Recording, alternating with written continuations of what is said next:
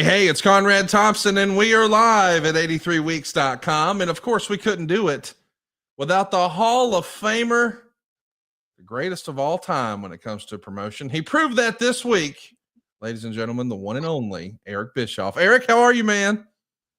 I am doing well in Monroe, Michigan.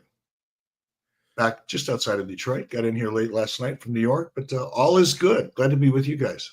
Monroe, Michigan. Did you know that Rhino owns a marina in Monroe, Michigan?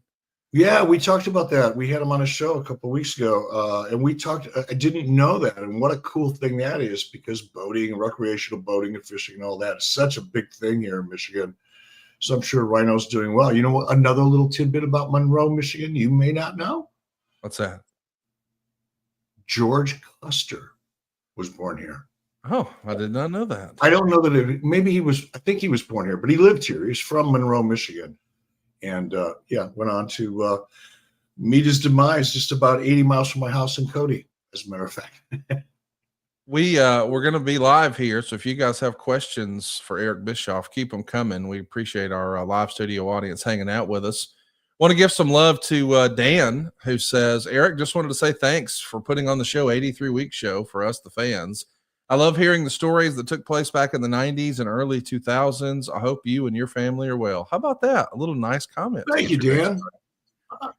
I appreciate that, Dan. I'm grateful for this podcast, too. It's brought a lot of good things into my life and a lot of good opportunities that were indirectly or directly the result of 83 weeks. So, you know, in fact, just to give you a perfect example of what a community 83 weeks is, not just here, the podcast, but the YouTube show, certainly being a part of ad-free shows.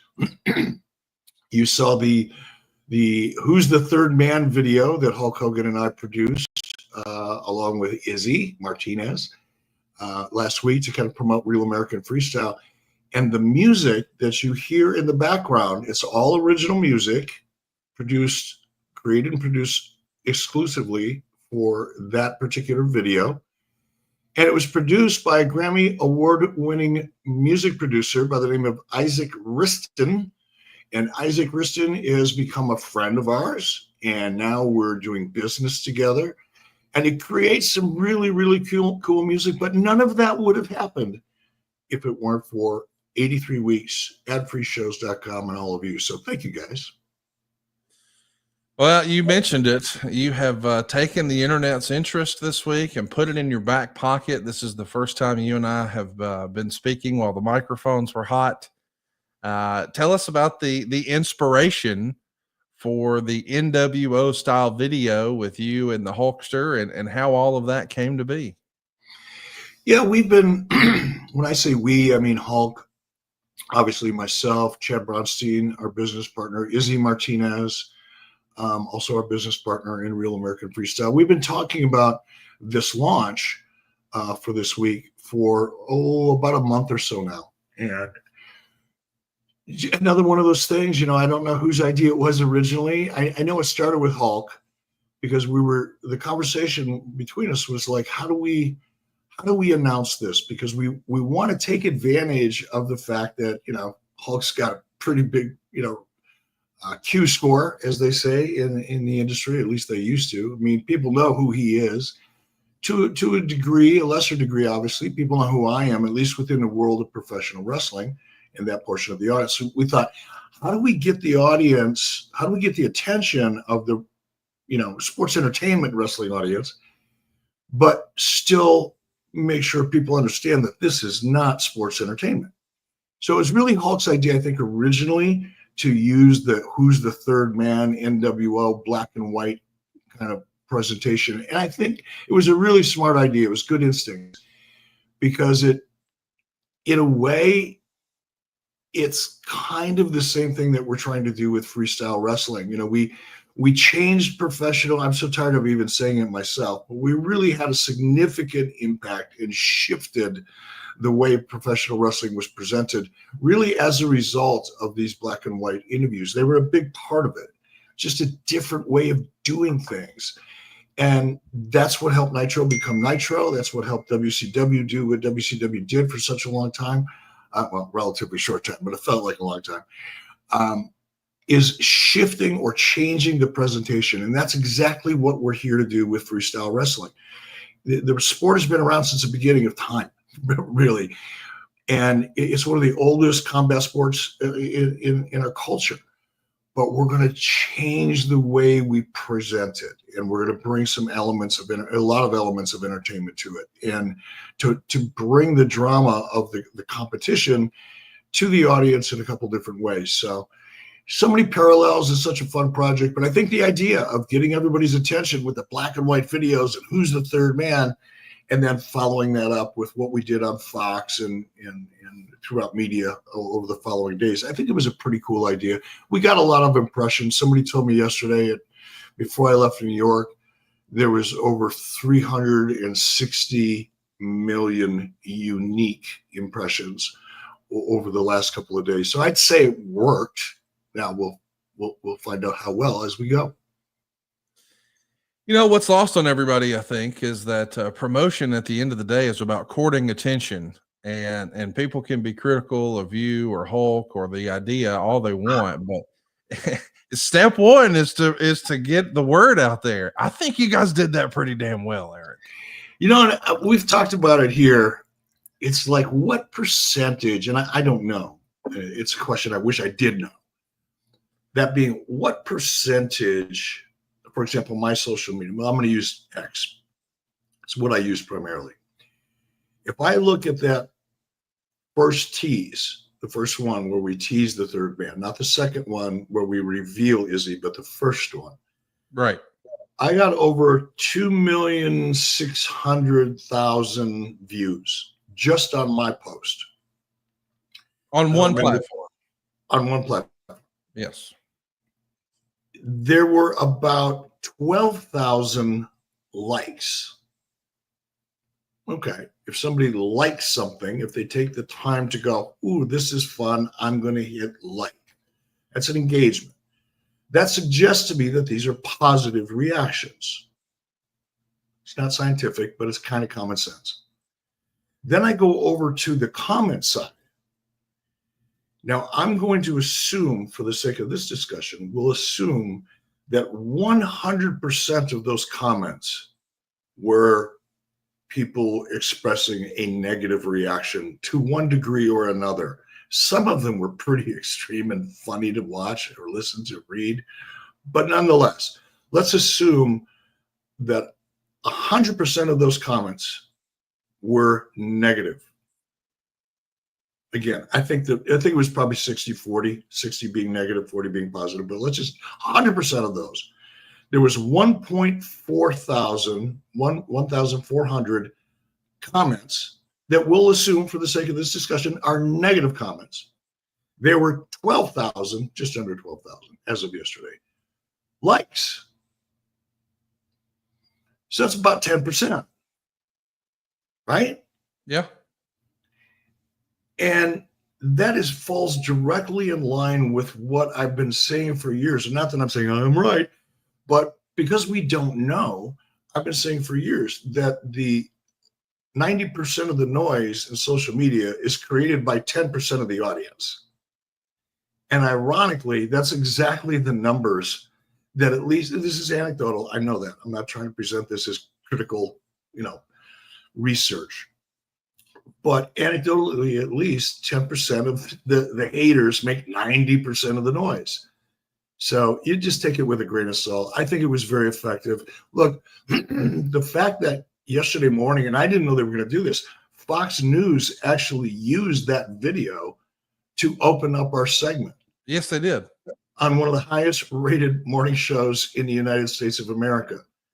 So people can be critical if they feel the need to be in that 10% crowd. That's cool. Whatever gets your dopamine hit, I don't really care. But it is kind of interesting that 90% of the people are really supportive of it. 10% made a bunch of noise. We are going to be taking your questions about everything that Eric is doing. I guess we should start at the top. We're talking about this as if everyone has already heard it and knows exactly what's going on.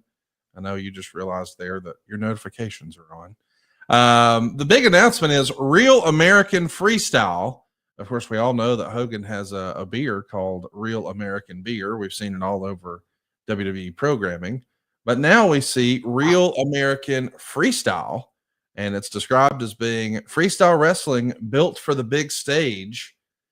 And I think this fills a niche without me even really knowing the full business plan or model, because I've had conversations with people, and actually Rhonda did interviews about this, and I know that she was in the judo world, but she was pretty clear in saying that it's not a glamorous lifestyle to get ready for the Olympics. I mean, you find yourself really sacrificing for that Olympic gold. And she, of course, didn't make gold. I think she got silver or bronze or what have you. She did well. She medaled, but it wasn't the goal. So she fell just short of it. But afterwards, I think, and I've heard this story from a lot of folks, they wonder, hey, what's next? And there's kind of a few different options. You could go the Kurt Angle route and go into professional wrestling, like WWE style, sports entertainment, or you can go the MMA style with maybe the ultimate goal of being, you want to be in the UFC.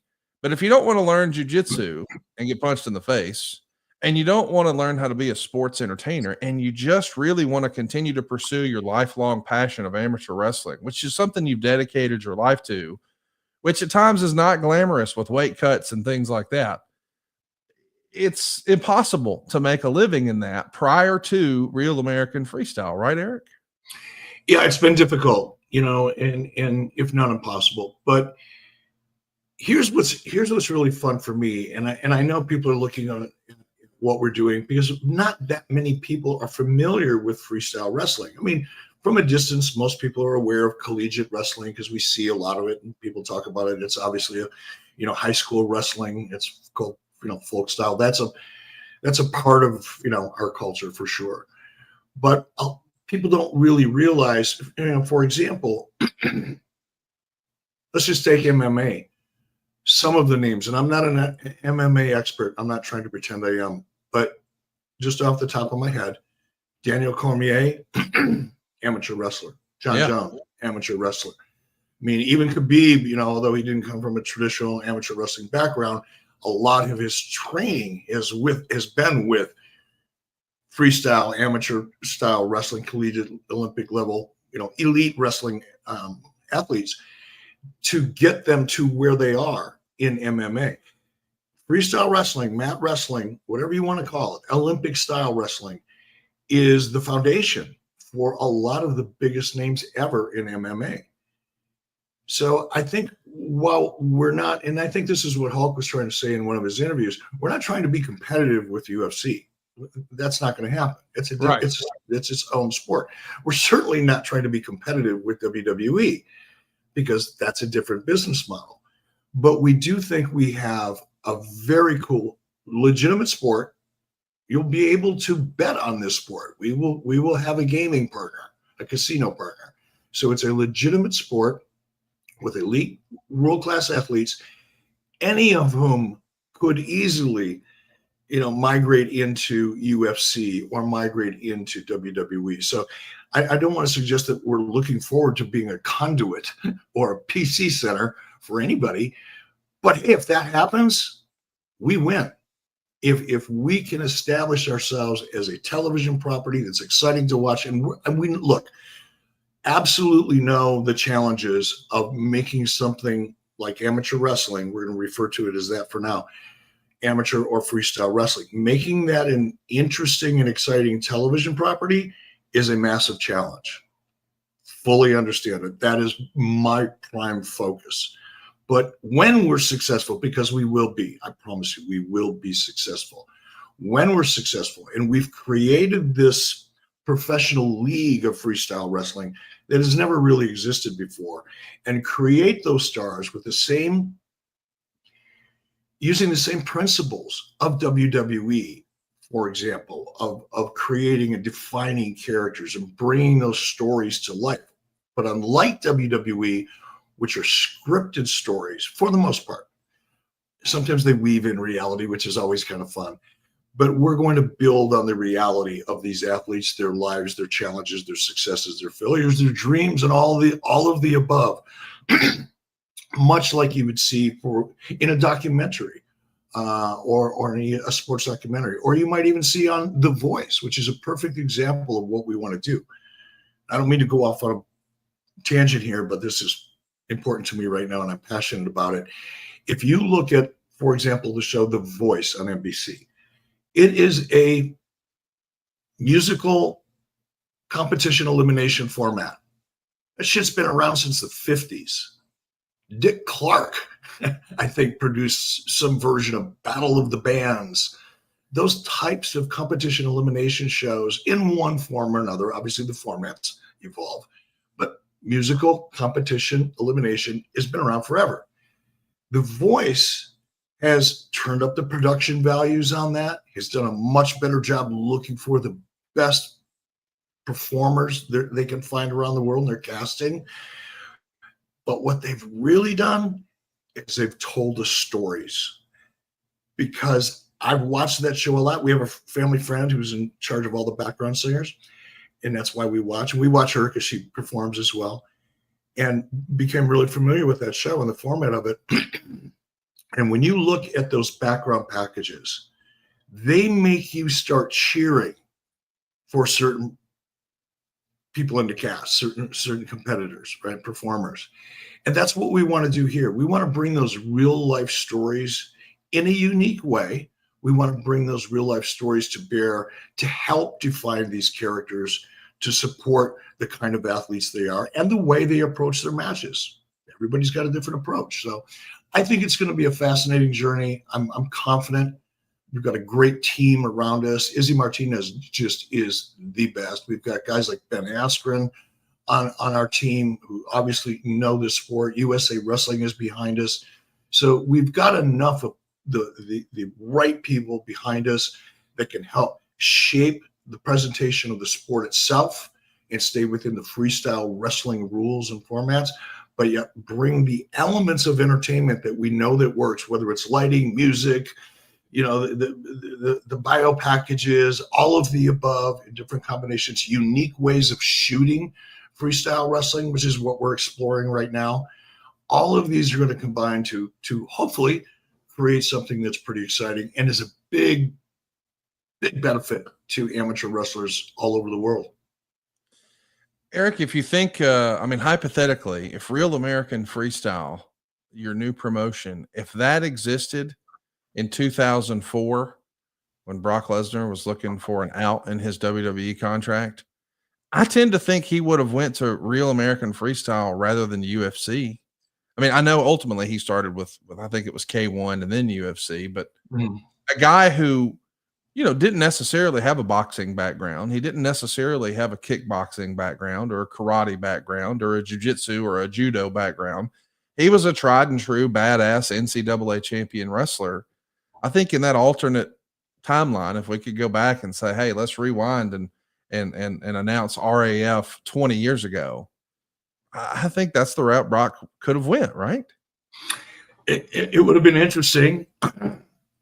And absolutely would have been an option for Brock. But imagine even today, if there was, and I'm going to pick a name out of the hat, there's been no conversations. Okay. So don't anybody jump to any conclusions and go wild with your internet wrestling bullshit. I said that just like Larry today. Bullshit. But you could take somebody like Chad Gable right now that could step in and compete, and certainly somebody that, was cycling out of necessarily WWE that was still in great shape and still had the itch to compete. Absolutely. So I don't know. I'm excited about it, man. I don't know if I'm excited about just the fact that this is a pretty big challenge. To create something that's never been created before, creating a sports league, just kind of in general, is a pretty big challenge. But to do it in this particular genre, it's really a cool challenge. I live for this kind of challenge. I love it when people say, "Oh, you'll never be able to do that." Just like they said, going head to head with WWE and going head to head with Monday Night Raw. There's no way WCW is going to be able to do it. Bischoff will fail. Well, so then something else happened. And we're going to have fun with this, man. We're going to have fun. Well, something else I know you love is True Classic. And True Classic has one mission: to make sure guys look good and feel even better. And man, they've nailed the fit, the feel, and the price across your entire wardrobe. Not just tees, but hoodies, jeans, activewear, everything you need to level up your everyday style. But True Classic isn't just about great clothes. Their brand DNA is built on being highly intentional in everything they do. From creating high quality essentials to making folks laugh with their hilarious ads to delivering Ritz-Carlton level customer service to giving back to the communities they believe in, every detail is done with purpose. I've been wearing True Classic for a while now, and from the first piece I put on, I knew it was different. It's snug where you want it. It's relaxed where you need it. And there's no weird bunching, no awkward tight spots, just a clean, effortless fit that works. So forget overpriced designer nonsense. Skip the cheap throwaways. True Classic delivers premium essentials built for life. Grab yours at Target or Costco, or for the best deal possible, head right now to trueclassic.com/83weeks to get hooked up today. One more time, you're going to get a great deal, and you're going to support the show, and you're going to love the way this fits. I'm talking trueclassic.com/83weeks. Eric, let's talk about it. I think the first event is being announced as being in Cleveland, Ohio, August 30th. Do I have that right? You have that right. We're going to be at the Wolstein Center in Cleveland, and I know Chad, our partner, Bronstein, is talking to some different musical acts. So we're even thinking about a halftime kind of presentation. Don't know that we're going to nail that down yet, but it's going to be a big show. Cleveland's going to be rocking. Let's put it that way. Yeah, the Wolstein Center is it's a pretty good size venue. That's a fun one. I think the capacity of that is pretty big. It's like 15,000 with floor seats, 13,000 just using the permanent seats. So it's a big arena. It's a big deal. And I think everybody wants to know, do we have an on sale date yet for tickets, Eric, or is that still to come? Still to come. Still to come. We'll be releasing those details shortly because, believe it or not, it's right around the corner, right? I mean, August 30th sounds like it's a long way away, but it's not. Man, when you're building something this big and there's a million moving pieces and every one of them is just as important as the other, however big and small, they're all important little pieces. And there's a lot of them to take care of. So it'll go by fast, but we'll be announcing soon. There's lots of names that have already been associated with this, like David Carr, the national and world champion, Kennedy Blades, the Olympian and world champion, Ben Askren, as you mentioned, the Olympian and Pan American champion. For all the details about what's going on with Eric's new promotion, Real American Freestyle, you can go check it out at realamericanfreestyle.com. Eric, would now be appropriate to give a shout out to some folks who've been working on this behind the scenes, because you guys have amassed a pretty sharp team. We have, obviously, and again, tip of the hat to Chad Bronstein, our partners over at Left Lane Venture Capitals. They've been involved in micro leagues and sports, and really, really excited about this, and have provided the funding, which is, look, we're not the only people that have tried this, but everybody else that have tried it has never had the kind of financial backing and support that we do. Left Lane not only brings, obviously the venture capital to the table, but strategically they're really well aligned with all of the support mechanisms that we need, whether it's, as you saw, public relations. They did a great job for us, and a lot of even finding the right sponsorship groups and things like that. They're strategically really well aligned for us. So just tip of the hat to everybody. And Izzy, man, I didn't know a lot about Izzy Martinez until I got involved in this project, but I was at the U.S. Open Freestyle Wrestling Championships in Las Vegas last weekend, meeting some of the athletes and just getting a feel for that event. And seeing Izzy in his element, coaching his wrestlers, he is a machine, and he's so well respected within the industry and so knowledgeable that a lot of this really wouldn't be possible without a guy like Izzy. So tip of the hat. Left Lane, by the way, has invested in a lot of brands that maybe some of our listeners would be familiar with, like HelloFresh, like Chrono 24. It is a who's who. As you're scrolling through their website, you'll see tons of names that you recognize, like Masterworks or Built or Fight Camp. This is a major opportunity, and I know that sometimes inside the wrestling bubble, if it's not necessarily on their radar, they don't necessarily recognize it. But people behind the scenes who I know are going to be helping you move tickets and things like that, they understand sales and promotion, and some of them actually cut their teeth in pro wrestling. And I'm fascinated to see this. I'm super motivated. I see the vision. I see the investment that Saudi Arabia has made with TKO to launch TKO boxing.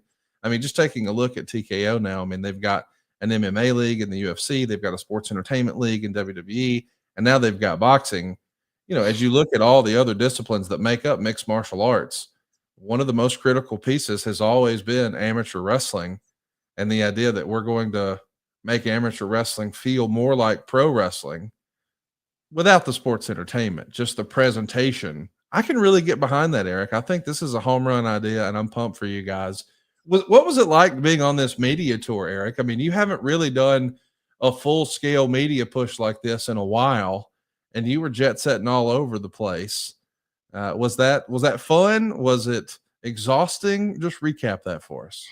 Yeah, number one, more than anything, it was fun. It's exciting to have an opportunity like that, and to be in the middle of the energy that it creates that's a blessing. There's no other way to say it. So I enjoyed every second of it. You sent me a text, I think it was yesterday, that said you must have felt like you were shot out of a rocket or out of a cannon. It's exactly how I felt, man. It's like you wake up one day and then you just hit the ground running, and it's really exciting. It was fun. And it was a little exhausting because I out of the last 16 days, I've been gone 13 of them. So yeah, it's been a bit of a drain physically, but I wouldn't trade it for the world. It's a blessing to be able to be a part of something like this at any stage of your life, but at a time, or a stage, I should say, in my life where I thought, you know what, I'm just not going to sink my teeth into anything big again. And here I am. It's fun as hell.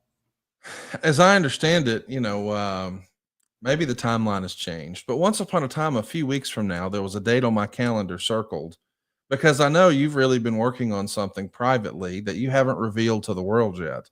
And all I could think was your efforts in that thing that you've yet to reveal really probably allowed this PR tour to hit on a different level for you. I mean, I can't wait for you to have that big reveal, but it almost feels like, as I saw the media press tour and all that you were doing, man, it all just sort of fell into place the way it was supposed to for you right here, didn't it? I've thought about that very thing. Like, we don't need to be cryptic. Last year when I turned 69, I really motivated by my grandson more than anything. When Waylon came into our world, of course, you get excited. You get excited, and it's the first grandchild and all that. We went through all of that, but 6 months or so later, whatever time it was, about a year ago, I'm looking at Waylon and I'm thinking, I'm going to be a year from now, I'm going to be 70 years old. And if I want to be around when Waylon's, 12, 14, 15, 16, years old, and I want to be around to take him hunting and fishing and camping and all the stuff that I loved doing when I was a kid. I want to experience that. I want to be sitting on the couch looking out the window, watching him do it. I want to be out there with him playing too. So I decided, I want to get myself in shape. But I've been working fairly hard at it. I went on the carnivore diet. Anybody that follows me knows that, and really grateful for that. It's been the absolute right decision for me for a variety of reasons. But then I started working out. I thought, what? This is about a year ago. I thought, what? I look like shit. I'm out of shape. I haven't worked out in decades. If I want to be around and play with my grandson, I'm going to get to it. And I did. And then I thought, what? I want to see what I look like a year from now. So working out for, only about 6 or 8 months, really, as far as working out, but really watching my diet and giving up a lot of the things that were slowing me down. For one goal, to your point, Conrad, has actually prepared me for this, because this isn't something I could do if I wasn't feeling 100%, if I didn't have the maximum amount of energy that I'm capable of having, if I was slowing myself down with a bad diet and drinking and partying and staying out late and all the stuff that I've done my whole life, I'm not going to be able to do what I need to do right now, because this is going to be a big time effort. And I almost feel like that decision to get myself in shape, whatever the motivation was, doesn't matter, because it was preparing me for 6 months to do what I've been doing and what I'm going to have to do going forward. So that's a cool observation on your part. I can't wait to see what's next. And I think everybody is going to be asking, I'm going to put you on the spot here, Eric. Are we going to be able to watch this, or do we have to buy a ticket? Can we stream it? Is it going to be on TV? Are those details still to come? Do we have to wait for that information, or can you give us a scoop, Eric? Yeah, there's no scoops. Look, we're going to be on a streaming platform. We are currently in the process of very early on. And there's one thing I'm not going to do here. Look, sports entertainment, and there's a way to talk about it and present the information in a very promotional way, creative way. I'm going to be as straight with everybody here as I can be about this, because this is a legitimate sport, a legitimate business. But don't have a deal. Early conversations with 2 major streaming platforms, but they're so preliminary that they almost don't matter, right? Very, very early. But I'll tell you what the ultimate goal is. The ultimate goal is a strategic relationship with either a streaming platform or a network, cable or broadcast. That's a long-term strategic relationship, in the sense that we're building this business together, both as a broadcast entity or streaming platform, and of course our league. That has to be in my mind, for it to be successful long-term in a big way, there has to be a strategic relationship, not just a transactional one. And by that, I mean somebody that we can partner with to help grow the business, as opposed to just putting it on television or putting it on their platform. So, and that's going to take time. We also know that in order for that goal, for us to reach that goal, we have to showcase our ability to do exactly what I'm saying we can do, which is to bring these athletes to life, to create backstory and interest, and compel people to want to watch, and to provide coverage of the sport that is a lot more exciting than people perceive it will be. If we can do that, and we can showcase our production abilities and what we're capable of doing, it'll just get us to that long-term relationship that much faster. So yes, you'll be able to watch it on a streaming platform, to be determined, but the long-term goal is a major platform or network outlet. I do want to, we are going to be talking about pro wrestling, folks, but I felt like we needed to address this. And before we move on, Lauren McClure has a great comment here. She says, congrats, happy for you, but I thought you said you didn't want to get back into the business, that you were good on your farm in Cody. Did you just really want a new challenge? I think that's a fair question. I mean, we've all heard that you enjoyed spending time with your grandson, but I think most of that was framed in the pro wrestling conversation. I think usually when you're asked this question, it's like, would you want to go back to work for WWE or AEW or TNA? Right. But this is a different challenge. Is that the way you viewed it? Is Mr. McClure or Mrs. McClure on top with that question? Very much so. I get it. I mean, and I have said I have no interest in getting back into wrestling, but in the context of those answers or those comments, me answering a question or just making a comment in general, I'm referring to sports entertainment. This is going to get really confusing, because WWE isn't really professional wrestling. It's professional sports entertainment. Yeah. Sports entertainment. What we're doing really is professional wrestling, but we can't call ourselves professional wrestling, because it'll confuse us with sports entertainment. But this is a different business. This is a different goal. And while I would not want to go back in work in sports entertainment for any company, for any reason, realistically for any amount of money, because number one, I've been there, I've done that. I'm not passionate about that. I'm not passionate about doing something I've already done. I am passionate about doing something nobody else has ever done. So they're two different things, and the motivations are two different motivation. So yes, I said I never wanted to get back into wrestling again. I was referring to the sports entertainment version of it. And as far as, time, my desire to spend time with my grandson and more time with my family is I'm probably going to get more opportunity to do that as a result of this. Yes, I'm going to be working hard and I'm going to be busy and all that, but there's a good chance we'll be based in Tampa, Florida, or at least for a portion of the year. So I'll be able to do both, but I appreciate the concern. Well, Eric has no concern that he's going to be ready to answer the call thanks to our friends at Blue Chew. Blue Chew Max has arrived, and it combines the active ingredients of Viagra and Cialis into one chewable. This is like a hot tag for your wiener, and now you can be ready whenever she or he needs it. So get your first month of Blue Chew free.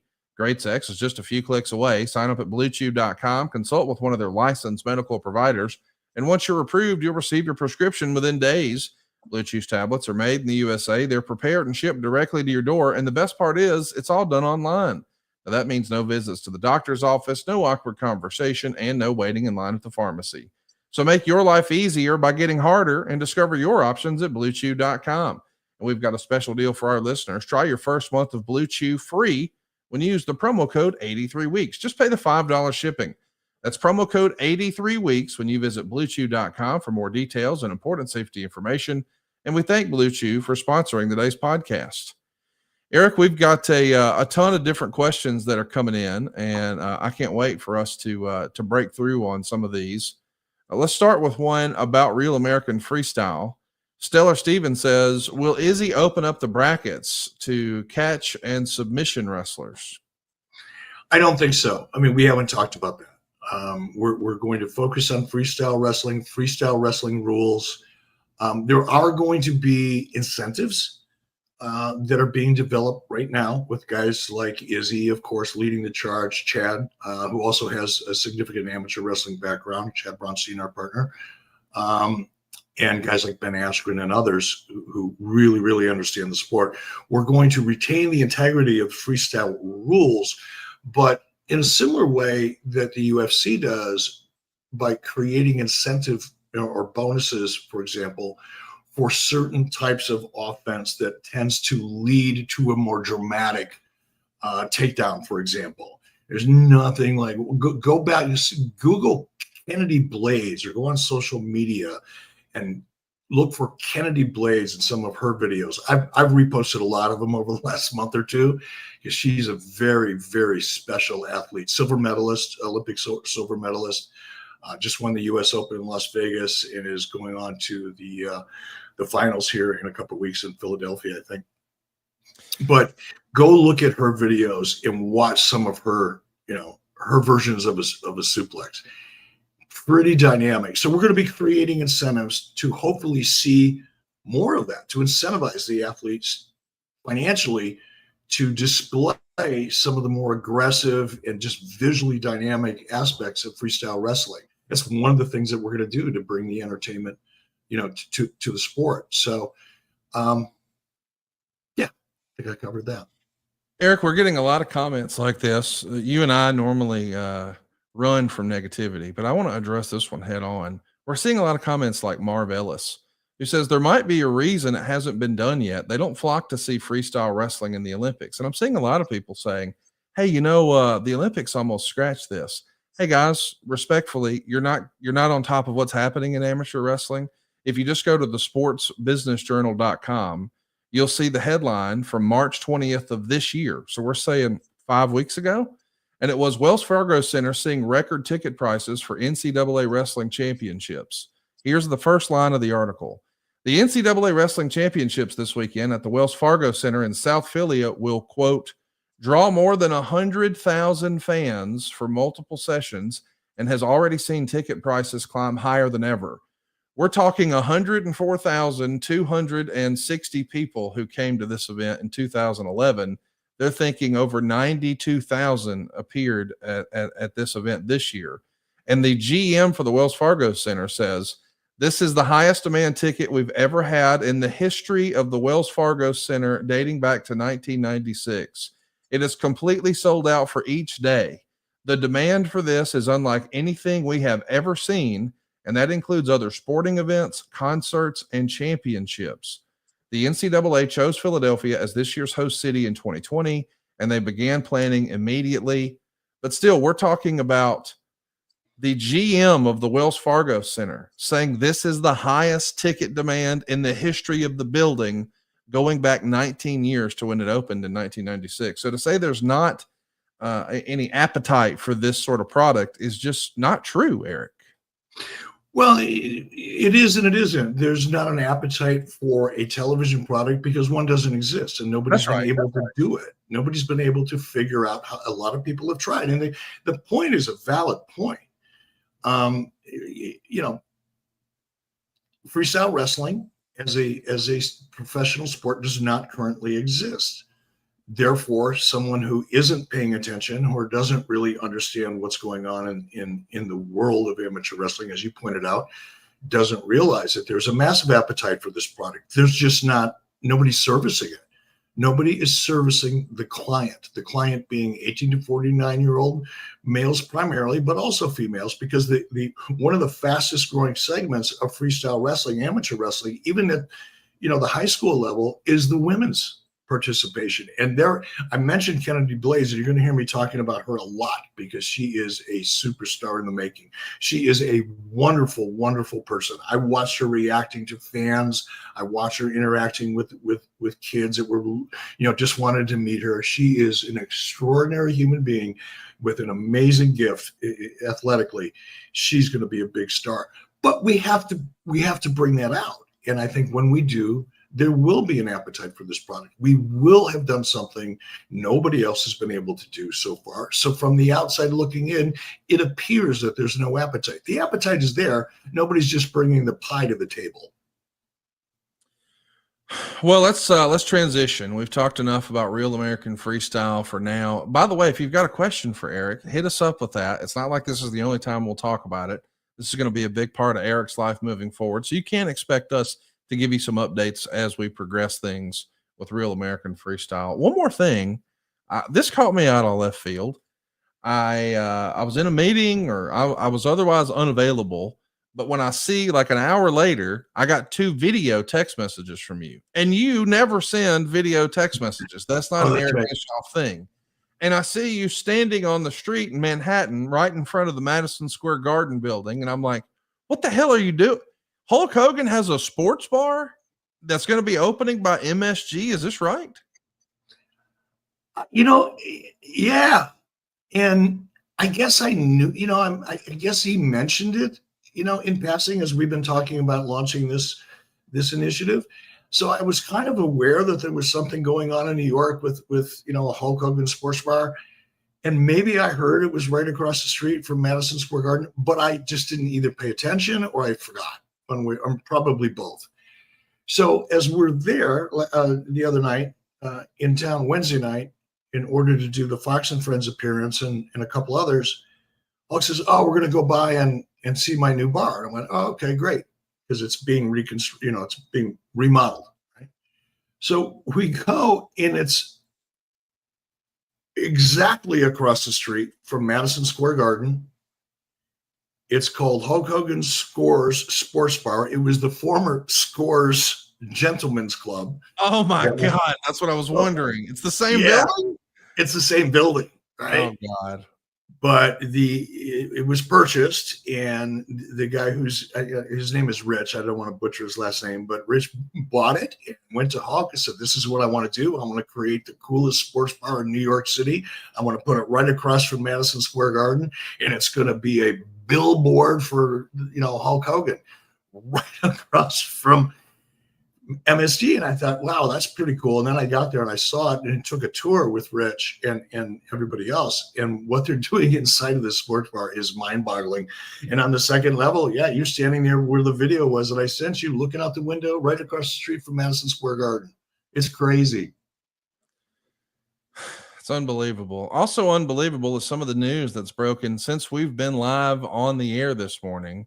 Let's just start with a big announcement, and this maybe is the most recent one. AEW posts, as announced by Philly Inquirer, AEW is coming back to the 2300 arena for the first time ever. From August 27th to September 11th, Philadelphia's historic venue will host a residency of AEW Dynamite and AEW Collision, as well as Ring of Honor Death Before Dishonor. Of course, this is the former ECW arena at the corner of Swanson and Rittner. And August 27th is an important date in ECW history. That's the day where Shane Douglas threw down the NWA title and proclaimed himself the new ECW World Champion instead.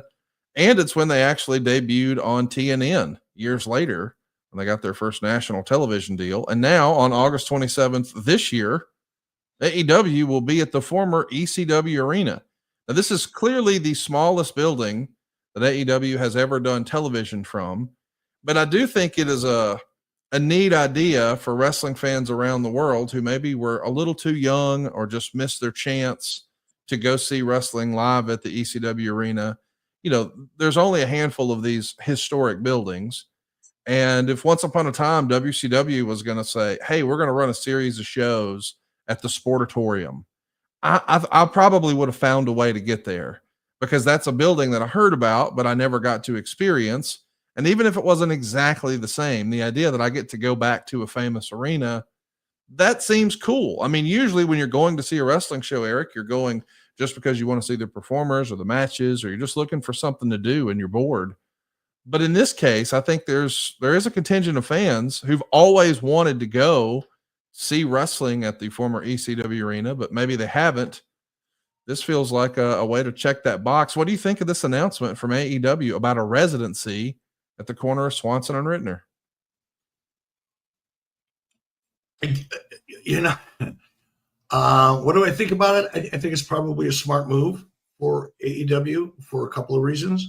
One is, yes, as you just pointed out, they can potentially, I don't overestimate the value of this, but they can potentially tap into, you know, that nostalgia factor that we know works in professional wrestling, and you described really well. So there is that potential. There's also just the efficiencies, production efficiencies, cost efficiencies of not transporting stuff all over the country every week. So I understand that. That's a really smart move. Prudent is a good word. It's a prudent move. I don't think I've ever used prudent in a sentence, maybe ever in my life. So shout out to Ross Perot and Dana Carvey for that. There you go. Prudent. I like it. But I think it's smart in that respect. You know, do I think it's risky in it to a degree? A little bit, because you're whether you intentionally are doing it or not, and you can frame it as paying homage to ECW. And I think we've all, at least I've read that, you know, Tony Khan was influenced as a kid very heavily by ECW. So I get that. But subconsciously, people are going to compare you. And if you can meet or exceed their expectations, if they're kind of expecting a ECW version of AEW as a means of paying homage to Paul Heyman and the team from ECW, if you can do a good job of that, it can be great. It can also backfire. So we'll find out. Proof is in the pudding. I've never used that either. You're trying some new things. Joel Clements has a great question. I know we said we were moving on from RAF, but I do want to ask because he's asked a few times, and I guess it's a valid question. Hey, Conrad, could you please read my super chat and ask Eric, from your point of view, does this have an impact on 83 weeks, wise choices, or stumps and bumps? Eric, now that you're doing Real American Freestyle, are you abandoning the podcast? No, I'm never going to stop doing this podcast. The only way, if I stop doing this podcast, now I may miss a week or two here and there, and we maybe have to do a best of because of travel, you know, technical issues. But if you ever hear that Eric Bischoff has stopped doing his podcast, you can send donations to my favorite charity in my memory, because I'll be doing this as long as anybody wants to listen. I love doing it. It's fun for me. In many respects, it's helped me prepare for what I'm doing now, because I'm more comfortable doing it, partly as a result of this. So no, I'm never going to stop doing this. As far as stumps and bumps, we've hit a bump in the road, so to speak. only in the sense that we're hearing that there's some translation opportunities that are opening up at YouTube, and we want to explore those because if they're imminent and we can launch in language other than English, because this is cricket.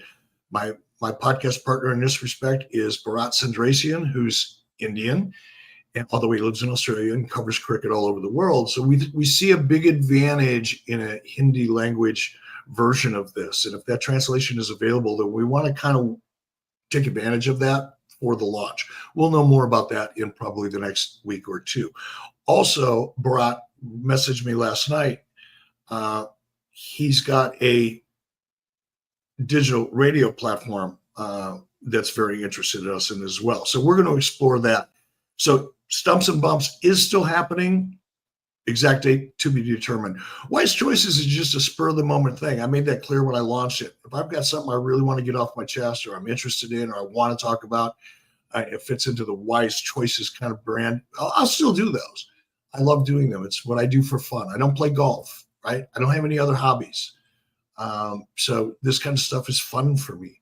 And I'll continue doing it. So you're not going to stop hearing from me. You may want to, but you won't.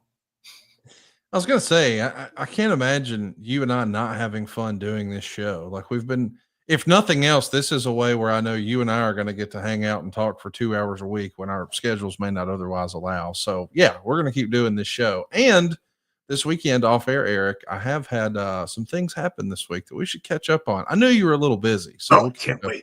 I can't wait. I love this kind of, see, that kind of little tease gets me, just excited. Well, I'm excited about an interview that Stone Cold Steve Austin did with our great close personal friend, Ariel Helwani, friend of the show. And he's come out and said on that show that, hey, doing an exhibition match would be fun. I love that. He's still leaving it open, perhaps, the idea that, well, maybe one more. What do you think of that? I get it. Yeah. He's still got that needle in his arm. You know what I mean by that? Meaning that addiction to the crowd and being able to get them to react the way you want them to react, when you want them to react that way, it's just such a cool feeling that you do become addicted to it. And it's great to hear that Steve still has a little bit of that running through his veins. So I hope it's true. Bryan Danielson was recently in the news in a different way. Here's what he had to say, and I want to give you a chance to hear the quote and react to it, Eric. Quote, I don't want to put the word like retirement out there, but I'm honestly very comfortable where I'm at now. The reality is I've given 25 years of my body to wrestling. I think now it's okay for me to step back. And honestly, I don't crave the spotlight or anything like that. I enjoy being a homebody. I enjoy being with my kids. He would later say in a different interview, I think, that this society today has a problem recognizing when enough is enough. He's comfortable with his career and satisfied with his career, and he thinks enough is enough. We all have our opinions about wrestling retirements, but I think what I'm most happy to hear is that at least right now, he's content. I mean, that's what we should want for our favorite performers, and for even our friends. Like, we want them when they decide they're going to step away from a field to step away with no regrets and to step away with a feeling of peace and contentment. Like, that's the goal. And when I read that maybe Daniel Bryan has that or Bryan Danielson has that, that makes me smile, Eric. What say you? Yeah. I mean, look, at any walk, in any job, in any profession, particularly when you reach the level that Bryan did, or Daniel, or whatever, you know what I'm talking about. When you reach that level, as he said, it's 25 years of his life. And I'm giving up my body for the business. And, people say that all the time, and we hear it so often that it almost doesn't mean as much as it should, because these guys do get busted up. And you see, guys like Daniel Bryan, who have really done it at the highest level for as long as they have. And injuries, they stick with you. They get worse over time. They get to be, a bigger challenge for people over time. So if you can get out of this business or get out of any form of entertainment when you've got your health, you've got your family, you're financially secure. I mean, what other boxes do you have to check? So good for him, or anybody that gets to that point where they go, you know what? I've checked all the boxes. I've satisfied myself as a professional, as a performer. I've been on the biggest stage, or I've wrestled in front of the type of crowds that I've always dreamed of doing. Whatever your goals were, once you reach that and you're financially secure and you're emotionally stable and you've got your family and you live somewhere you want to live, trust me, I get all that. I get most of that. I don't get all of it yet, but I get most of it. That should be everybody's goal. Well, I tell you what, if your mom and dad are still with you, your goal should be to hook them up this Mother's Day or Father's Day. Look no further than Paint Your Life. I've done this for both my mom and my dad, my mother-in-law, my father-in-law. This year, I'm doing it for my cousin Derek. Let me explain. Paint Your Life allows you to get a professional hand-painted portrait created from any photo at a truly affordable price. I consider it an unforgettable Mother's Day or Father's Day gift. And if you're looking for the perfect gift that they'll never forget, this is the answer. It's Paint Your Life. You can upload a photo to create anything you can imagine. You can put yourself in a location you've always wanted to visit. You can add in a lost loved one to a special occasion and create the portrait of your family's dreams. And you get to work with the artist. So you choose the artist, then you choose the medium. Meaning, like, do you want an oil painting, or do you want acrylic or watercolor or charcoal? There's a bunch of different options. You can even select a frame, but you'll be communicating directly with the artist and asking for and requesting and receiving revisions. You'll get it exactly the way you dreamed, and you can do this in as little as 2 weeks. But what's best, perhaps, about Paint Your Life is that it's meaningful, it's personal, and it's always heartwarming. Let me give you an example. My cousin Derek lost his mom and dad before his son was born. So they never got to really experience being grandparents. And I think every young father or young mother, man, they imagine being able to see their parents hold a baby in their arms, knowing that, hey, that was once me. What I've been able to do for my cousin Derek this year for Father's Day is take a picture of his mom and dad holding him as a baby and slide him in there next to him as an adult. But the baby is his son. We're going to make that family reunion happen on canvas that never could happen in real life. I've not seen Derek cry before, but I bet he does that day. That's about as meaningful and personable of a gift as you can give. Beats the hell out of a gift card. You can give the most meaningful gift you've ever given at Paint Your Life. And there's no risk. If you don't love the final painting, your money's refunded, guaranteed. And right now is a limited time offer. You can get 20% off your painting. That's right, 20% off and free shipping. So to get this special offer, just text the word WEEKS to 87204. Text WEEKS to 87204. Text WEEKS to 87204. Paint Your Life. Celebrate the moments that matter most. Message and data rates may apply. See terms for details. Eric, we got to talk about some other big news that's come back from WWE today. How about this for starters? This is the new SummerSlam poster for 2025. This was just released this morning. Of course, they're going to have a big extravaganza at the former MetLife Stadium, or I guess it's still MetLife Stadium there in New Jersey. It's a 2-night affair. We knew this would happen eventually. Royal Rumble's eventually going to be 2 nights. WrestleMania is going to be 2 nights. SummerSlam is going to be 2 nights. And it's happening this year. The first ever 2-night SummerSlam, August 2nd and August 3rd. Tickets are on sale now. And from left to right, we see on this poster, Rhea Ripley, much larger, Roman Reigns, Bianca Belair, CM Punk. And then in the front row, Tiffany Stratton, Cody Rhodes, and John Cena. What do you make of this this poster, Eric? We've yet to see Cody post WrestleMania. We've yet to see Roman post WrestleMania.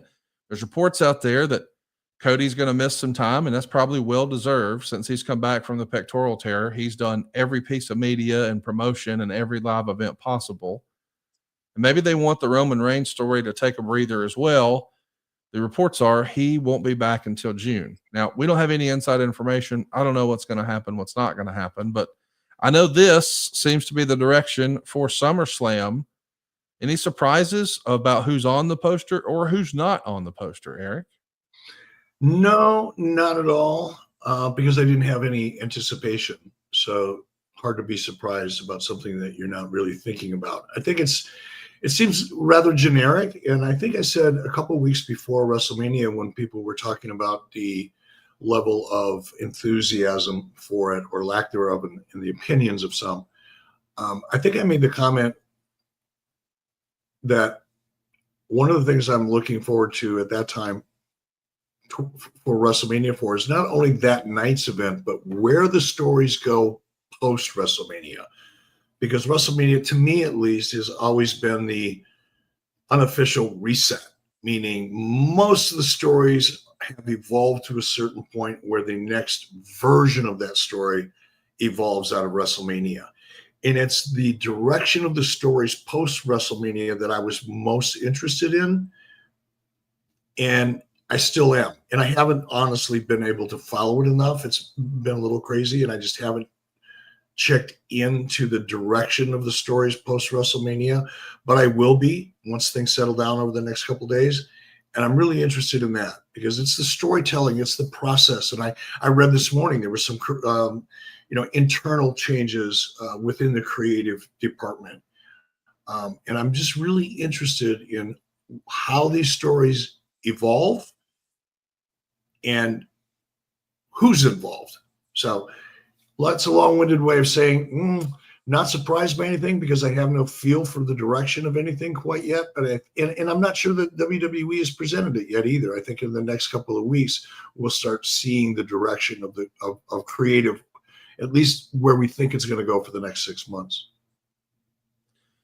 We should also talk about another announcement that WWE's revealed this morning, and this feels like a big one. WWE Crown Jewel 2025 will not be in Saudi Arabia. It's going to be, I can't believe this is real, in Perth. I've kind of imagined that the Crown Jewel opportunity was going to be restricted to Saudi events, but they're going to run Friday Night SmackDown in Perth and Raw the following Monday. But in the middle, Crown Jewel Perth, Saturday, October 11th in Western Australia. You know, we knew that WWE was going back to Australia. This makes sense. Why not make it 3 shows? But I think the interesting thing is it's got the name Crown Jewel, but it's not in Saudi Arabia. What do you think of that, Eric? That's interesting. Right? I don't know I don't know. That's really interesting. So now this is the kind of stuff that I'd love to have some access to in terms of finding out why and how and understanding the direction of the plan. This is the business of the wrestling business that I find way more fascinating than a rumor in innuendo. This is something I would like to know about. Now, I won't call Bruce or anybody else that I know in WWE and ask because I'm not that guy. None of my business. Don't need to know, but I'd love to know. So if you hear anything, Conrad, please clue me in. This is pretty cool. That's an interesting development. Does it mean anything as far as the relationship with Saudi? Is it added value in the view of the Saudis and that relationship with respect to WWE and Crown Jewel? I don't know, but it'd be interesting to find out. We had previously heard that there would be a Saudi show in June. That was what was promoted, that the annual Saudi Arabia PLE was going to be in June, but it's always carried the name Crown Jewel, and now that's in Australia. So this is going to be interesting. Let's talk about some, I guess it's bad news. I hate to be so flippant about it. I don't know all the details, but we hate to hear when anyone's losing their job. And it's come out that there are some cuts happening in WWE right now. This is sort of par for course with WWE on the heels of WrestleMania. But the report is WWE made cuts in several departments, including creative services, photography, and more today. Christine Lubrano, maybe I didn't pronounce that correctly, who served as senior vice president of creative writing operations, departed the company. The belief is that at least 10 to 12 staffers were cut today, possibly more. I know this is standard operating procedure for a lot of major corporations. You know, they do performance reviews and cut the bottom 10%, and the company changes their direction. Like we all assumed the Crown Jewel show is going to be in Saudi Arabia because it always has been, but now it looks like it's going to Perth. we hate to hear of anybody losing their jobs, but I know that the narrative online is going to be negative about this, but it's just a function of business sometimes, Eric. We don't want anyone to lose their jobs, but this is kind of the way corporate America works, right? It's the way America works. Yes. It's supply and demand. It's the constant evolution of the business and the business model. Look at what's happening across the board in a lot of different industries. Watch what's going to happen over the next 2 to 5 years with the evolution and integration of AI.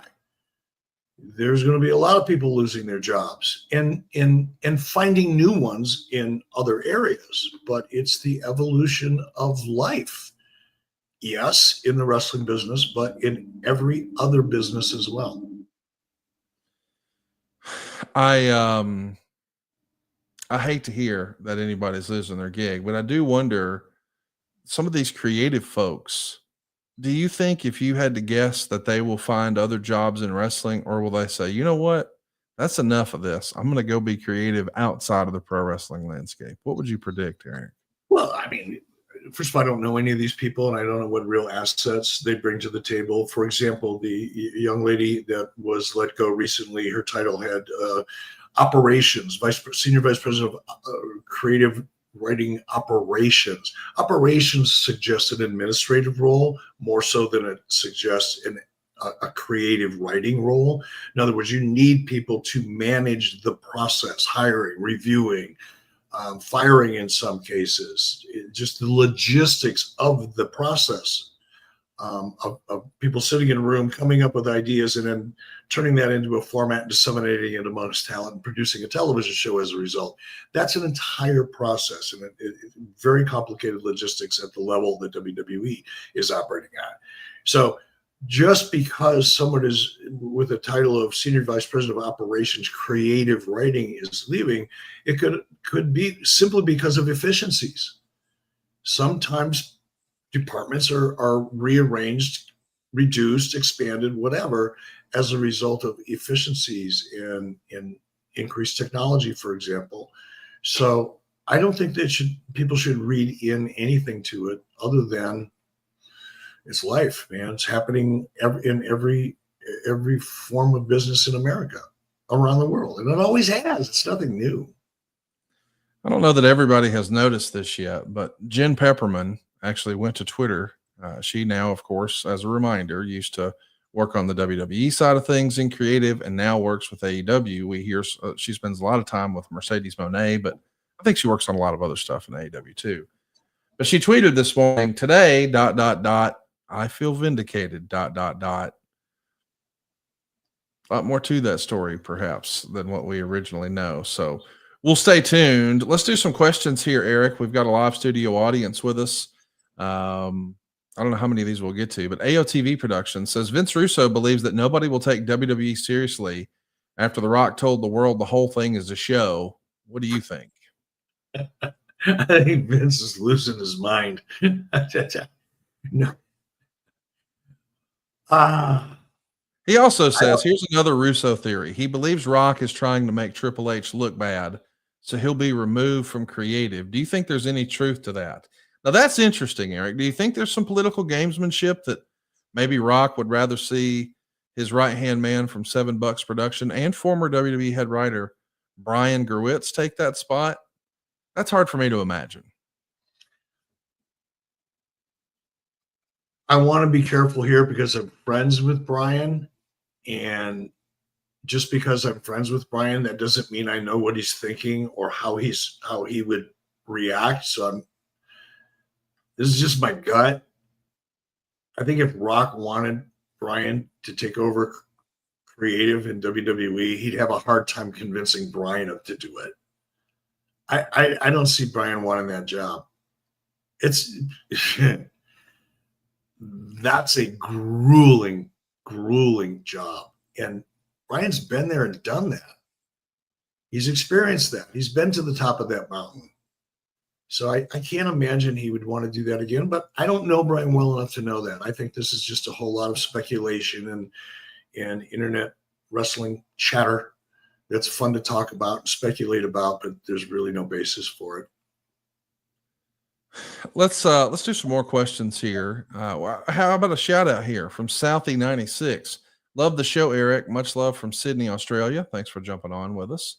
Stellar Steven wants to know, Eric, what are your thoughts on catch or submission wrestling and BJJ? I went to a specific wrestling catch seminars wearing the CWO logo, which is kind of fun. Catch wrestling. I like that. Have you been a fan? I don't think a lot of our listeners know you used to wrestle back in the day, right? 100 or so. Now, it wasn't quite that long ago. Yeah. In high school and post high school. What's really funny. Do you mind if I burn up about 10 minutes telling you a weird full circle story? This is just the way I look at life. And it's the way I stay grateful for little things, because you never know when a little thing is going to lead to a big thing. And here's what I mean by that. When I was a kid and we moved from Detroit, and I never played any sports in Detroit at all, never really was exposed to sports other than professional sports on television. But I moved to Pittsburgh, and no friends, didn't know anybody. And because I wasn't big enough to play football or basketball. I really wasn't very athletic. I tried out for the cross country team because I could run. That was the only thing I could do. I didn't have any background in the other sports. So I joined the cross country team, and I did it because I didn't know anybody and wanted something to do. So I joined a team. And I started out, now that starts in the fall. Anyway, long story short, got into pretty good shape, enjoyed competing for the first time in my life. I'd never done it before. Just the idea of competing against other people was fun for me. I went, wow, this is kind of fun. I'd like to keep doing it. What else can I do? I can't play basketball. I suck at that. There's this amateur wrestling thing. I'll give that a shot. So I started wrestling in about 8th grade when I moved from Detroit to Pittsburgh, and then continued with it in Pittsburgh for a couple of years and really enjoyed it. And then when my parents moved to Minnesota about 1970, I was in the same position again. Well, I don't know anybody. I don't have any friends. I got to get integrated into the society here. And I might as well do something. Oh, I like to wrestle, so I'll join the wrestling team. And I did. And it was through amateur wrestling that in Minnesota that I met Vern Gagne as a kid, right? And then I became a fan of the show. Fast forward, I used my amateur wrestling card, so to speak, locally with Vern Gagne to get a meeting to present Ninja Star Wars, the idea, to Vern. And that was successful, which led to me getting a job in professional wrestling, as we talked about many times before. So my amateur wrestling experience, starting in the 8th grade, led me to eventually becoming president of WCW, which is pretty freaking cool. Even cooler when now I'm entering kind of a full circle arc where I'm going back in a whole different way to the sport that helped me get a job in professional wrestling in the first place. It's just kind of a funny thing. And that's what I tell my kids, man, don't ever look at any moment, opportunity as a big or small one, because they always lead to something else. And if you embrace little opportunities that someday can turn around and become a big opportunity, I've lived it my whole life. And it's a fascinating thing for me. I just wanted to share that. Hey, speaking of full circle, I don't know that I should share this, but I'm going to anyway. We're not going to post a picture or anything. But you were on Fox and Friends earlier this week promoting the new Real American Freestyle. And during your appearance, I texted you. Of course, you didn't have your phone in your hand on the set. But then afterwards, you read my text message where I shared that Tony Schiavone's son was actually producing for Fox News your segment with Hulk Hogan on Fox News. The idea that there's a Hulkster and there's a Bischoff and there's a Schiavone all working on a live television thing. I don't know why, but it just made me smile. That's a full circle thing, is it not? Yeah, that's one of those little things. And I wish I would have known her. I wish I would have said hi to Matt while I was there. But it's another one of those things, it's like, what a small, unique world we live in. What an amazing coincidence. And it is fun. I love looking at that kind of stuff. It just makes life more interesting when you connect the dots like that. Ask a Bum is asking a fun question. I guess I'm the bum here. Have you ever seen Hogan in a real fight? No. I was going to say, why would that even happen? Instagram a wrestling a story. It says, what if Travis Scott was the third man instead? Boy, I got to tell you, somebody with AI skills needs to make that happen, because that would be hilarious. Like, what if The Rock showed up to be your third man, but he didn't show up to WrestleMania? Like, that's hilarious. What were the funny guesses that you heard about who the third man was? My phone blew up. People just assumed it was going to be a Hulk Hogan and Eric Bischoff podcast that I was hosting, because you said he's won all these championships, but I didn't win the championships. I bought the championships. Like a broke ass $1 million man, I guess. I don't know. But what were the funny suggestions you saw about who the third man was? I saw Vince McMahon. I saw me with being a podcast. Did you see anything else that made you or Hulk Hogan laugh? I didn't see anything that made me laugh. Obviously, you were the prime candidate, and that's logical, right? People would expect that. You and I have tried to do a podcast with Hulk, a couple times over the years. So that's a logical, good guess. The one that I found most intriguing was the Vince McMahon angle, because I didn't think of it. I didn't, and I should have. I guess I just didn't spend enough time thinking about it. But for whatever reason, it never would have occurred to me that anybody would have imagined that it was Vince McMahon. Until I thought about it for a second, I thought, well, and actually based on, other, the rumors and innuendo that even I have participated in, admittedly, it's rumors and innuendo, folks, not fact. And I'm not pretending it's a fact. When we were talking about, Vince's apparent, alleged interest in launching some other form of business in the world of entertainment. So that kind of made sense. And then I thought, maybe I should call Vince. Maybe he's got a couple $1 billion he wants to throw around. Nah, forget about it. But it was a good guess. We've got a question here from Mark79, who wants to know, what was the driving force that motivated you to be a part of this, Eric? You've said a lot recently that you were happy in Wyoming for the most part.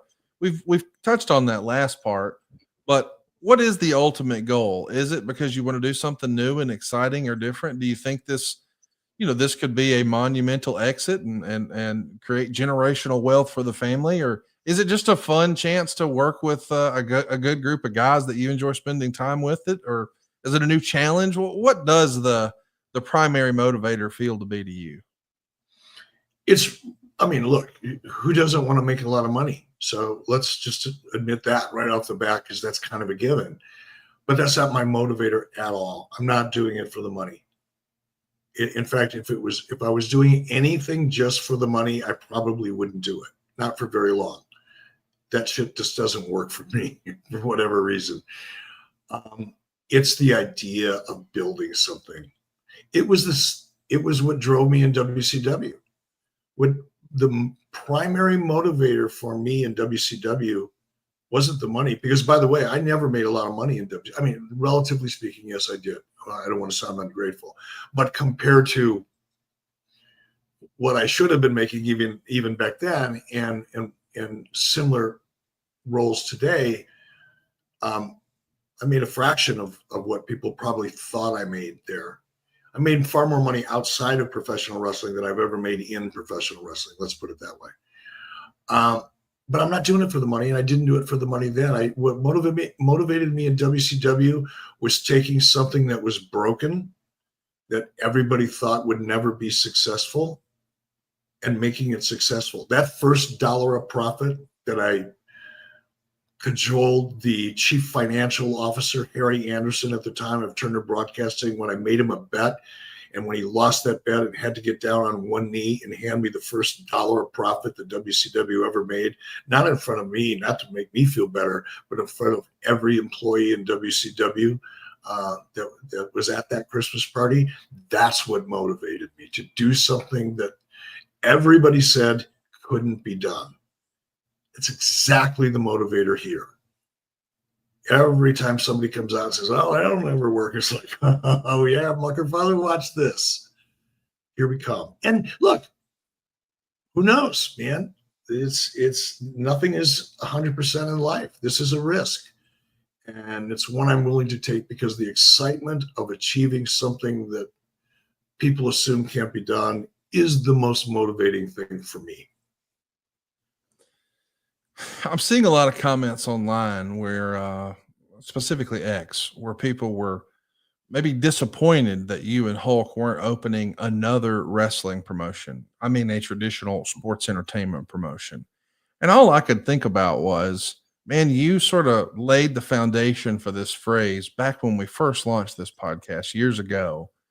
And we haven't said it as often here, but one of the keys to success with Nitro and with you sort of getting your hands on the wheel at WCW is when you looked at the business and you looked at the landscape of the industry, you really understood that you could be better than, less than, or different than. And I feel like you're really putting your money where your mouth is with Real American Freestyle because it is different than everything else that's out there right now. And respectfully, if you would have launched another wrestling promotion, it would be one that would be in direct competition with WWE and AEW and TNA and MLW and now AAA and CMLL and New Japan and. But this is a unique opportunity because this isn't going to be better than any of those promotions. It's not going to be less than any of those promotions. It's going to be different than, and it's even different than boxing or kickboxing or Muay Thai or jiu-jitsu or judo or the UFC. I think you're just doing exactly what you said you would do from day one in business. Better than, less than, different than, Eric. Yeah, you're right. And that's a great observation. And I think that's probably what attracted to me this project to me, or made me attracted to it immediately. When it was laid out to me, when the idea of coming on board as the chief media officer, when that opportunity came to me initially in the conversation, it took about 2 minutes and I saw the picture in my head. I mean, it just rang so true in my imagination because it's exactly that, as you described it. It's different than anything else that's out there. Are there going to be similarities to the UFC? You bet. You bet. Some of them are going to be intentional. Some of them are going to be coincidental. Are there going to be similarities in some respects to a WWE presentation? You bet. Because WWE creates emotion. It's the presentation. It's the definition of characters. There are going to be parallels and similarities in some of those entertainment elements in what we do, but it's all going to be different at the same time. So that's probably what made me so excited about jumping into this and taking the risk. We're putting ourselves out there.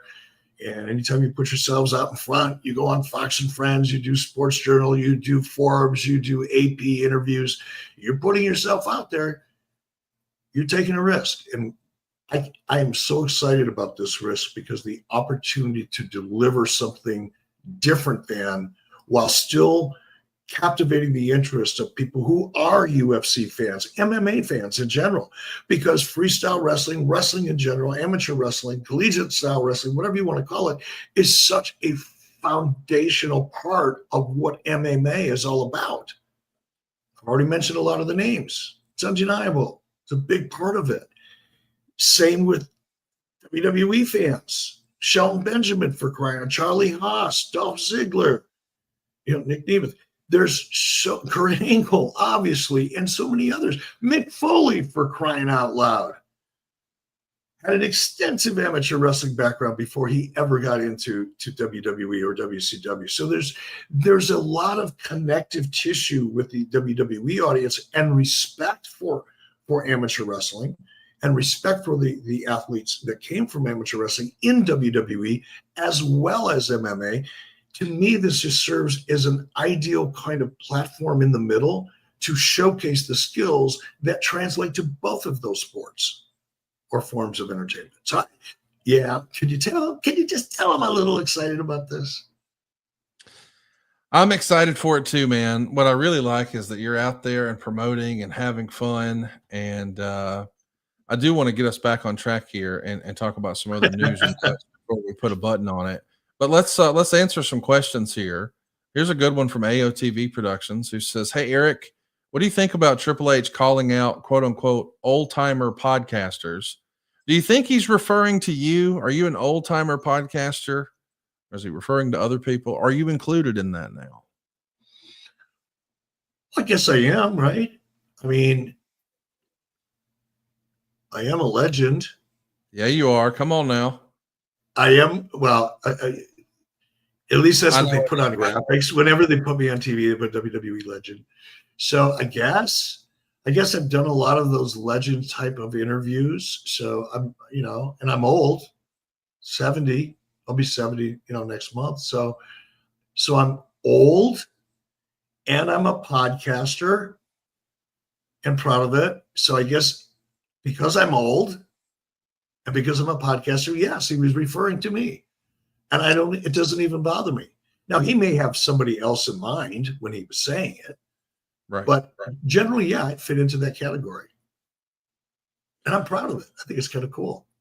Bushin Ryu Cat says, Conrad, with Pat McAfee about to wrestle Gunther and rumors of Nick Aldis returning to the ring, should commentators get more physically involved to raise their stock or stick to improving their verbal skills? I don't think that's just a cut and dry answer. Like, we know that Nick Aldis, like before he came to WWE, he was a full-time wrestler. Now he's a full-time wrestling character, but he owns a supplement company. He's in phenomenal shape. I think he's just waiting on the opportunity to wrestle. And we know that Pat McAfee is a professional athlete who has wrestled in the WWE before, on and off, in high-profile matches and opportunities. I think we should get a carve out there. I don't think we're advocating that Taz, who we know is retired, and Tony Schiavone or Jim Ross or Michael Cole. I don't think we're saying they can go wrestle, right? But those two guys, they're different, right? Yeah, they're both crazy. Well, Nick is not crazy. Nick is one of the smartest. He's a thinker. Nick Aldis is a thinker. Really respect him. He's a smart guy. And he's obviously in great shape and probably would love to get in the ring. And I think if he and McAfee can do something together, apart, whatever, I think that would be a great, entertaining, and effective shot. I think it'd be fun, and they should. But to really answer the question, speaking about wrestlers in general, getting more involved, I don't think that's a great idea. And the way the question was phrased, should they get involved in the ring or just work on getting better with their verbal skills? I mean, that's suggesting that they're not already good. I kind of reject that. I think the question is, for me at least, would be if I were going to use an announcer in something that evolved into a match or physicality, you'd want to do that on a very limited basis. That's something that you can do every once in a while, maybe every couple of years with the right person, and make it make sense and have fun with it. But if you go to that well too often, it's just another storytelling device and it loses its impact.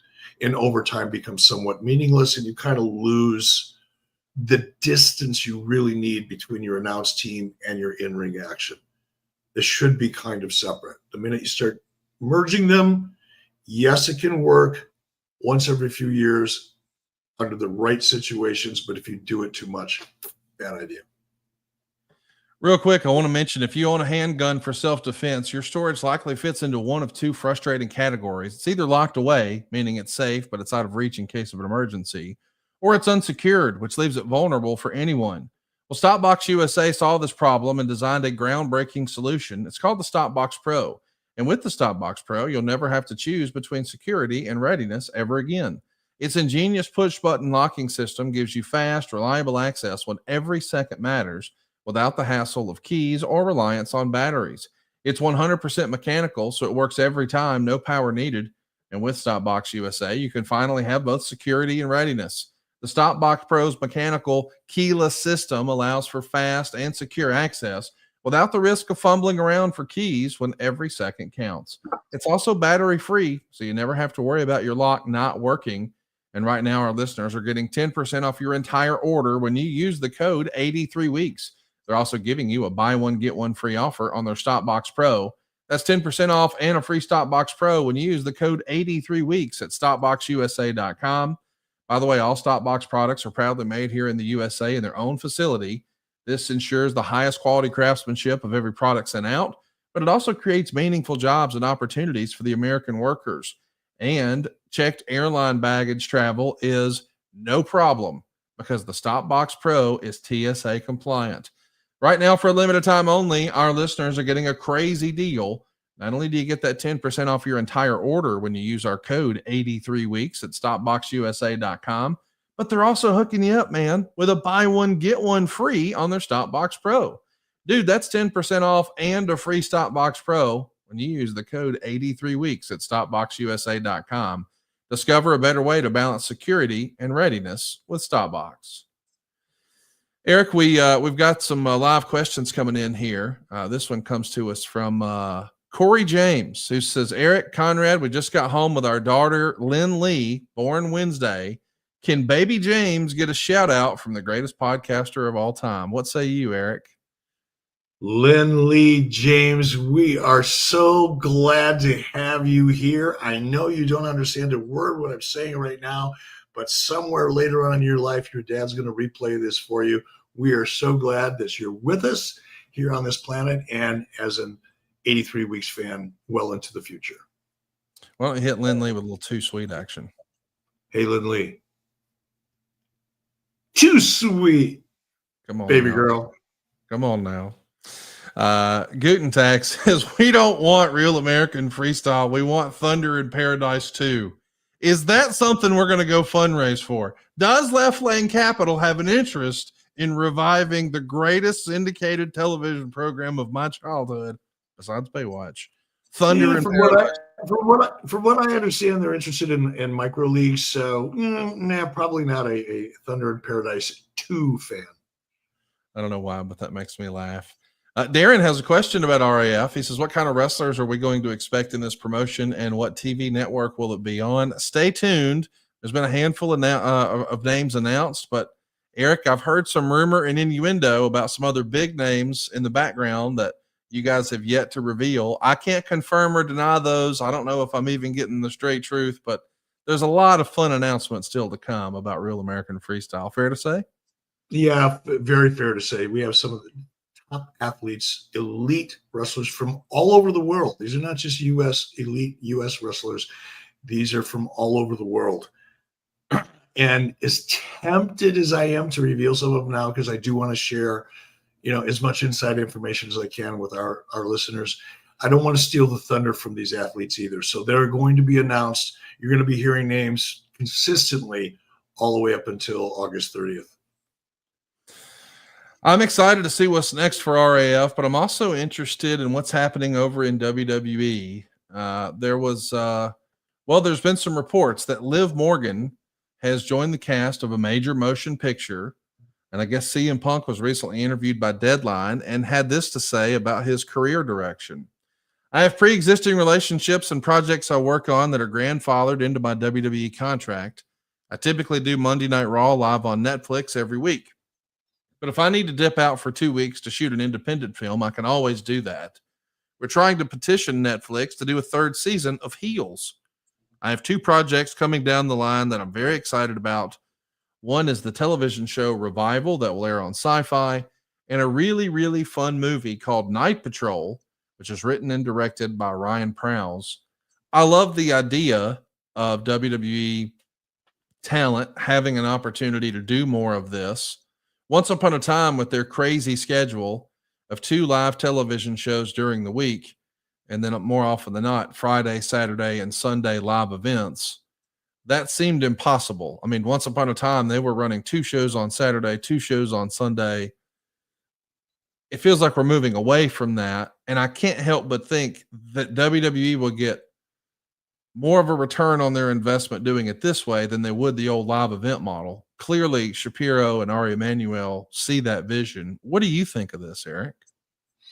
I think it's great. And I think one of the advantages, WWE has so many advantages when it comes to the depth of their roster, the quality of their talent, that they can afford now to let a Cody Rhodes have some time off, whether it's to pursue outside interests or just to heal up and get grounded and reconnect with your family. Because as you pointed out, Cody's been burning both ends of the candle, and being able to cycle your talent in and out for any number of reasons is a really good thing.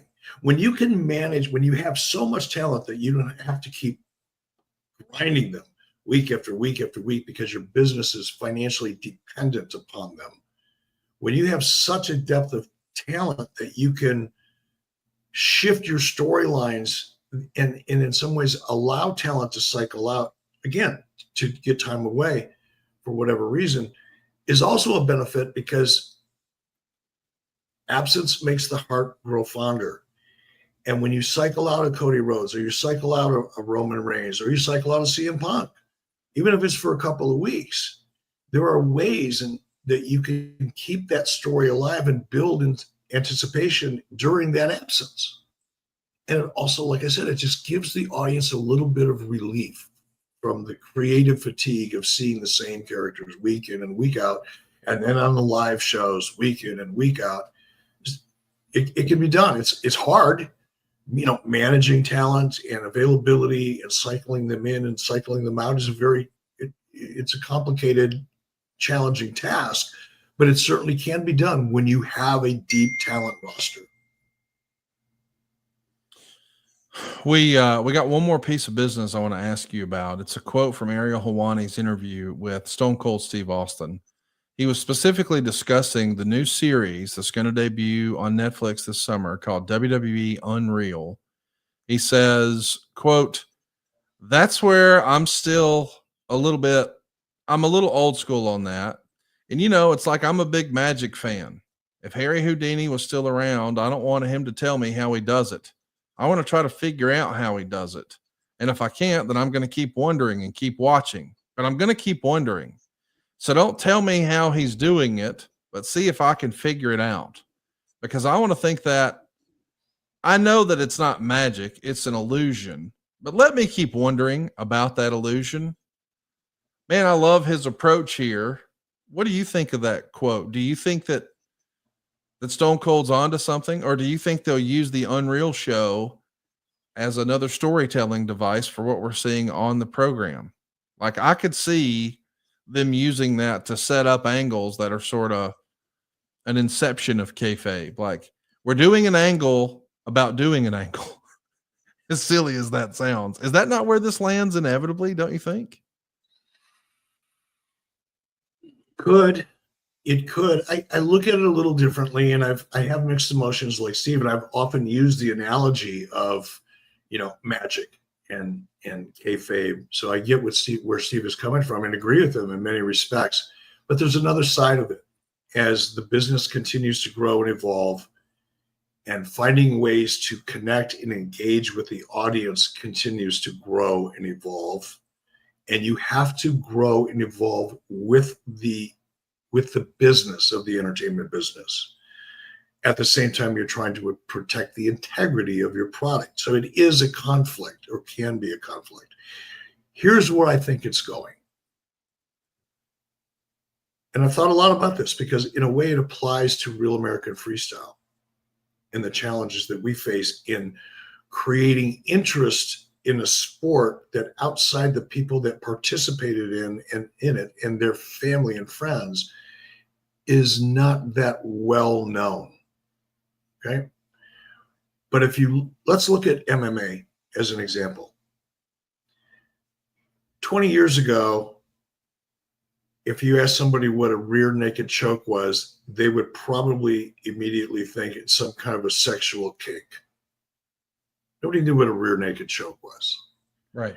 Now, if you take any fan out of the 20,000 people that show up at a UFC event, or find anybody sitting at a bar, or some kid that sees this stuff now on TV on a regular basis, because a rear naked choke is now kind of like a right hand punch in a lot of television shows and feature films. Everybody knows what that is. My point is, UFC has done a phenomenal job of educating their audience on the nuances of the sport. Yes. And in so doing, they've engage the audience to become more interested. Call it infotainment. They're giving them the information. UFC is giving information in the form of color commentary, play-by-play, interviews, and all the different means of media that UFC is being promoted across the board outside of just the show itself. They have educated the audience as to what MMA is. Nobody knew what Brazilian Jiu-Jitsu, outside of the people that were really in the sport or a small segment of the audience. The general population had no idea what Brazilian Jiu-Jitsu was, as well as any of the moves that are associated with it, and holds and submissions. UFC has done a great job educating, just like the NFL has educated the audience. The NBA is an educated audience by virtue of all their means of communication. They're smartening the audience up to the intricacies of the sport, therefore engaging them at a deeper level. That's what this is for WWE. This is an opportunity to showcase what goes into creating this phenomenal presentation. How did they do it? Now, to Steve's point, you risk exposing the magic. But I think for the bulk of the audience, just like the sports audience, that's why the fantasy football, the fantasy sports league business exists, because they've a creative market of people that have convinced themselves that they understand the product well enough to do it themselves. That's the best way I could say it. And that business has grown exponentially. It is now a massive part of what drives interest in sports. So if WWE can expose or infotain its vast audience with information that makes the audience feel more closely connected to the brand, because they're getting information that they feel connects them more and they feel closer to the product, that's a really good thing. But it does have some risks. It comes down to, how do they do it? Not should they do it. Of course they should do it. That model's proven itself across traditional sports and other forms of entertainment. The question is, how do they do it? Can they do it without disappointing someone like Steve Austin or Eric Bischoff? Because I want there to be a little magic too. But if they can present it in a way that makes people appreciate and respect the product even more, then it's a winner. Let's talk about some other news in the wrestling space. I don't know if you saw this, but TNA had a fabulous pay-per-view this past weekend. They had a lot of tickets sold. They had some really great matches. The Mustafa Ali Santana match, I thought, was outstanding. It was a fun triple threat in the main event. But there was a spot that had people talking that I think we should show you here. Ricky Morton actually talked about it on Twitter. I'm so disappointed. Leon gave you his trust and body on the line for an amazing moment, and all of you dropped him. Thank God he walked away. In our business, trust is everything, and his trust may never be the same. Eric, I don't know that you saw the clip, but he climbed atop of the posts on the outside of the ring that they used to string up the cables for the Ultimate X match. So he's on the very top and did like a big dive off the top onto a gaggle of performers underneath. And we don't know exactly what happened. This has been hotly debated, but unfortunately he landed a little tougher than maybe he would have imagined. And it feels like everybody has something to say about this, from Ricky Morton to Stevie Richards and everyone in between.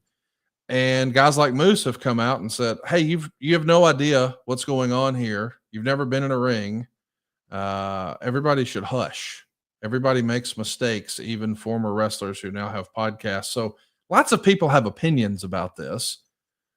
And you were obviously an advocate for the luchadors doing some crazy things on Nitro. I mean, I remember seeing Psychosis, I think, jump off the top rope to the floor with a leg drop, or just crazy things like that. We saw Cactus Jack take some crazy bumps in WCW too. I mean, is there a place for this? Is this rightly criticized? Or should we as fans just hey, watch the product and take a page from Triple H and just be a fan, not a critic. What do you think of this, Eric? I didn't see it. I didn't even see a clip, so it's hard to comment on it. I think, look, was I an advocate for a lot of the high-flying, dynamic, incredible athleticism that the luchadors brought to the table? Yes, absolutely.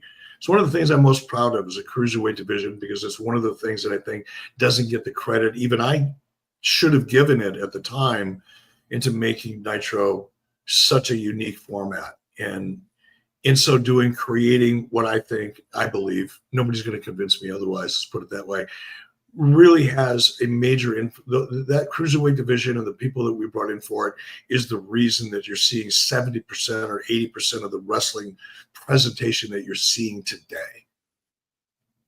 But there is an element of, does it make sense and is it safe? Doing crazy, high risk, insane maneuvers for the sake of doing them when perhaps some people shouldn't be doing them because they don't have the experience, I think that's probably an issue that's worth debating. You don't want to see people get hurt trying to entertain the audience with what they think the audience wants to see, which is crazy, holy shit moments. Wrestling is so much more than that. But unfortunately, guys put themselves in positions where they're doing things that they either shouldn't be doing because they don't have the experience, or they're just too inherently dangerous for the risk reward factors out of freaking whack. So I don't know. I didn't see it. I don't know which category it falls into. Should people just go, yeah, well, that shit happens? Or was it an extreme case of guys just doing too much that they're not qualified to do? I don't know. I didn't see it. I don't want to comment on it. Eric, there's a new thing that I've never seen before, and now it's a thing in the wrestling space, thanks to Mercedes Mońe.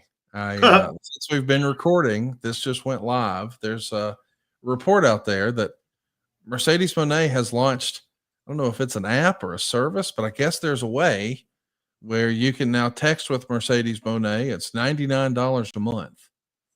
And this feels like an excellent time to remind everybody that you can actually be in communication with Eric Bischoff and Jim Ross and Tony Schiavone and Jeff Jarrett and JBL and a whole host of others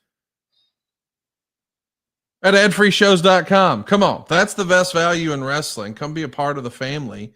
Look at this who's who, from Lex Luger to David Crockett to Mike Chioda to Nick Patrick to Tully Blanchard to Downtown Bruno to Sam Adonis to The Godfather. And of course, everybody I do podcasts with. But Eric, I'm all for Mercedes Mońe making some money. I mean, there's clearly going to be an interest in this and a market for this, but I got to do a cheap plug for adfreeshows.com right here. I think you could argue at $9 a month, that's the best value around. And I'm a way better dancer than Mercedes Mońe. You want to prove it right quick? We'll go to a one shot. No, we can't go to a wide shot. We can't go. We don't have a whole. But one of these days, maybe it'll happen at one of our Top Guy events or somewhere else, or Starcast or something. But it's at some point in time, I will do a dance off. We'll have a video image of Mercedes Mońe coming out doing her thing, and then you're going to have yours truly. And you guys tell me who you think who's got better moves. So there you go. Mercedes, he's thrown down the gauntlet. Eric Bischoff wants you in the dance off. Next week, right here on the program, we're going to be talking about the incredible, the incomparable Dustin Rhodes. He's still tearing it up. He still looks as good as ever. The dude has found the fountain of youth. He's going to be our topic next week here on 83 Weeks. I knew there was no chance we could do Dustin Justice. That's interesting to say. A little bit of a tongue twister for a hillbilly. That sounds like a wrestling gimmick name, Dustin Justice. Right? Like I was like, wait a minute, that sounds weird. Let's copyright that. Somebody's going to want it somewhere down the line. If you have a wrestler call himself Dustin Justice in Real American Freestyle, I will accept a check in the form of the mail. We had a lot of fun talking about Real American Freestyle. Once again, let's give a plug. You can get all the information for Real American Freestyle on their website. Go right now to Real American Freestyle, and you'll be glad you did. The first event is coming up at the end of August. It's in Cleveland. Tickets are not on sale yet, but we will be breaking the news when they'll be on sale here on the program in the coming weeks. Eric and I are live right now. So if you're listening to this and it's not Friday, May 2nd, the morning of, you missed your chance. Here's how you make sure you don't miss us next time, and you can ask Eric your question. Go right now to 83weeks.com. Hit the subscribe button. Turn on the notifications bell. And next week, we're going to be talking all things Dustin Rhodes right here on 83 Weeks with Eric Bischoff.